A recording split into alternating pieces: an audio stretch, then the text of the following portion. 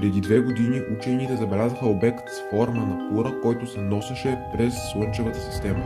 Наречено Оумуамуа, образованието се счита за повечето от междузвездна комета, изхвърлена от друга звезда, но детайлните наблюдения показаха, че Оумуамуа се ускорява, сякаш нещо го задвижва и учените все още не са сигурни защо. Астрофизик предложи, че вместо комета, междузвездният посетител може да е извънземна сонда. Други учени хвърлиха студена вода върху идеята на Лоб, посочвайки, че водородният лед може да се е стопил от обекта по начин подобен на реактивен двигател или друг метод за движение.